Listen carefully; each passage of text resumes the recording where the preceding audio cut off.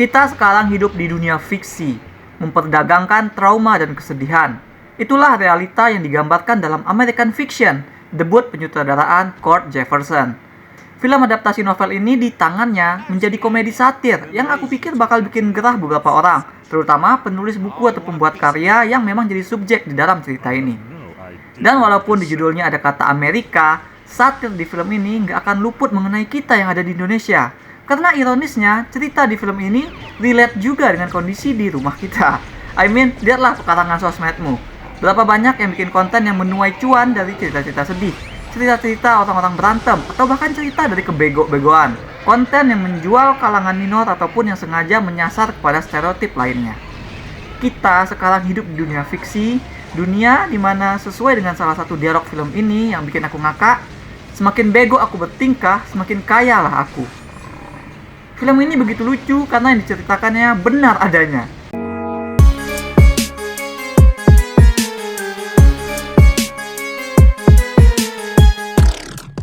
Ya, zaman sekarang idealisme dianggap tidak bisa menghasilkan apa-apa selain stres dan rasa lapar. Di cerita film ini, seorang dosen yang punya pendidikan dokter dan penulis novel, Thelonos Ellison yang akrab dipanggil Monk, hidupnya juga mulai menghimpit tatkala novel-novel yang ia tulis dengan serius dan penuh hati pemikiran tidak laku. Satir film ini langsung ngegas saat publishernya yang kulit putih itu meminta Monk untuk menulis cerita yang lebih black. Bayangkan tuh, disuruh untuk menjadi lebih lokal oleh orang yang sama sekali tidak punya kaitan apa-apa dengan kelokalanmu. Lagi pula lanjut sang publisher, pasar cuma butuh dahaga mereka atas konfirmasi bahwa mereka adalah orang yang peduli sama isu terpuaskan. Maka Monk berpikir dia ingin menulis novel satir yang isinya penuh oleh stereotip yang dikenal publik pada ras kulit hitam. Dia menulis buku itu sebagai olok-olokan. Tapi justru buku itulah yang laku di pasaran. Kritik dan penikmat kasual yang hampir semuanya orang kulit putih menyukai novel yang sengaja dibikin sebagai pembuktian sampah oleh Monk. Novel yang dia kasih gimmick ditulis bukan oleh dirinya, melainkan oleh seorang tokoh rekaan, seorang napi yang kabur dari penjara dan menulis novel. Makin meledaklah penjualan novel tersebut saat identitas penulis itu diungkap, sampai-sampai ada produser yang ingin memfilmkan novelnya.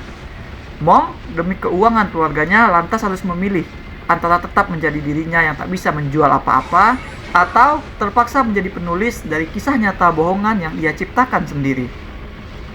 American Fiction tayang di bioskop Amerika bulan Desember tahun lalu, hampir bertepatan dengan jatuh cinta seperti di film-film memeriahkan bioskop kita di tanah air.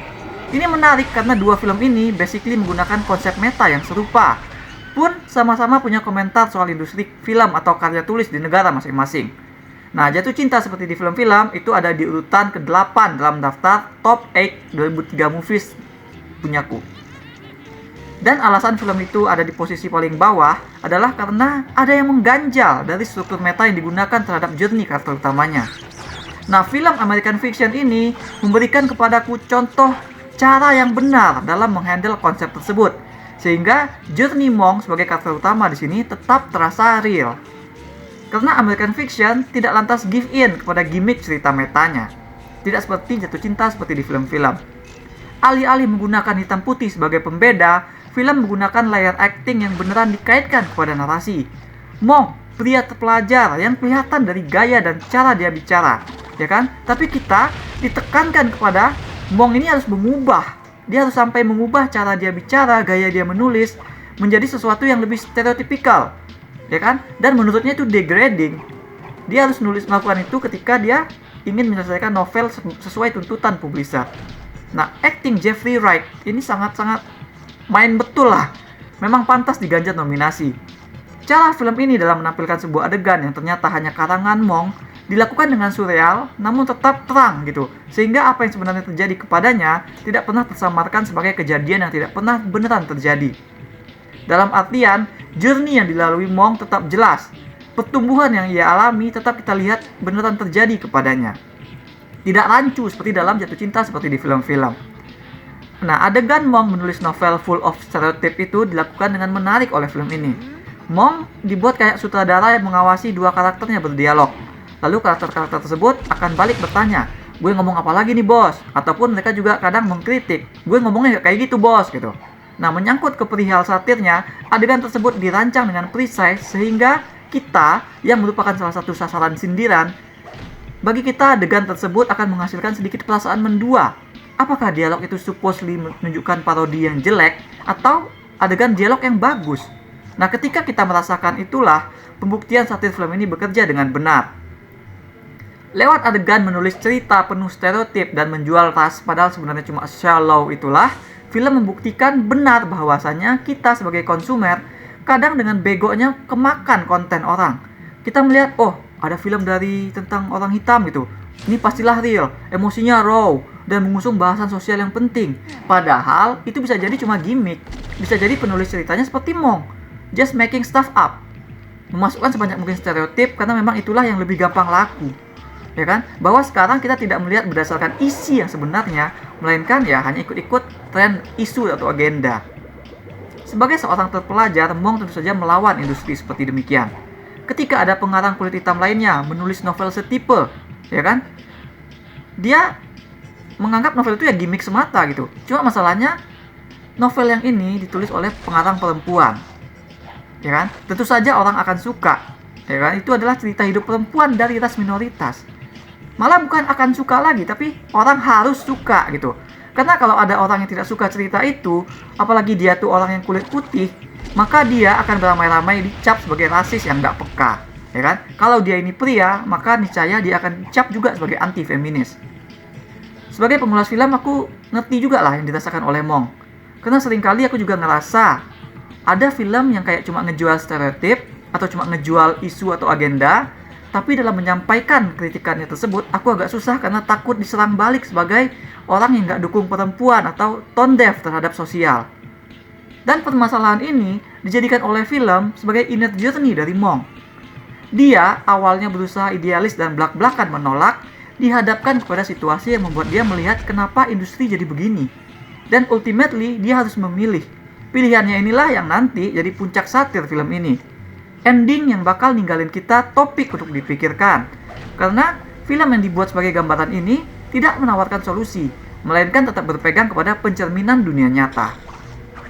Sebenarnya persoalan ini sudah pernah disentuh oleh Jordan Peele dalam filmnya yang berjudul Nope di tahun 2022. Secara umum, film yang bentukannya horror creature sci-fi itu membicarakan gimana manusia suka mengeksploitasi hal yang berbeda sebagai spektakel, sebagai tontonan hiburan. Dan hal yang berbeda tersebut bisa meliput keras kulit hitam, itu keras mereka, yang dalam cerita-cerita film seringkali hanya digunakan sebagai role stereotip. Dan cukup hanya di role tersebut. Mereka biasanya juga mati duluan gitu. Nah, film American Fiction ini tidak lain dan tidak bukan membahas persoalan tersebut lebih dalam dan lebih personal. Stake-nya dibuat lebih grounded supaya filmnya sendiri tidak menjadi hal yang dia kritik.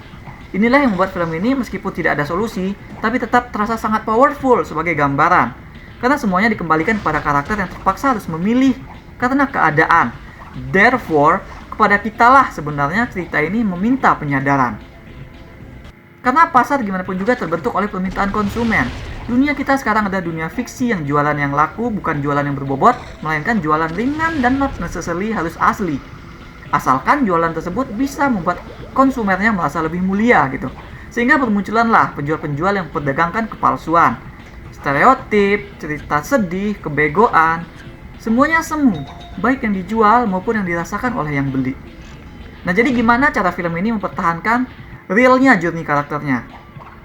Yaitu dengan actually memparalelkan soal kerjaan Monk sebagai penulis buku dengan konflik di dalam keluarganya, ya kan? Dia sebagai anak sulung di keluarga yang semuanya dokter tersebut. Monk punya adik 2 orang, yang satunya mungkin jadi penyebab kenapa film ini nggak tayang di bioskop Indonesia. Dia juga punya asisten rumah tangga yang sudah dianggap sebagai keluarga mereka sendiri. Mereka punya ibu yang mulai digerogoti Alzheimer, dan ayah mereka telah lama jadi urban legend di kota, lantaran dulu bunuh diri dengan menembak kepalanya sendiri pakai pistol. Film ini pun sempat menebar dark jokes seputar peristiwa kematian ayahnya dari karakter-karakter yang innocently lupa bahwa Monk itu punya riwayat tragedi tersebut gitu. Jadi mereka kayak bercandain itu tapi baru ingat, oh Monk bapaknya juga mati bunuh diri gitu. Nah, yang terjadi kepada ayahnya, kepada ibunya, kepada keluarganya keseluruhan digunakan oleh film sebagai stake dan pendorong bagi Monk untuk menentukan keputusannya di akhir nanti. Serta juga jadi tempat hati cerita ini berada. Jadi ceritanya benar-benar terasa seperti kisah karakter yang berjuang di balik sebuah satir gitu. Monk bisa saja menulis tentang keluarganya sendiri, tapi itu tetap belum cukup. Karena seperti ironi yang diucapkan berulang kali oleh film, hal tersebut tidak akan terasa cukup bagi pembaca yang merasa lebih tahu bagaimana sih orang hitam itu hidup gitu.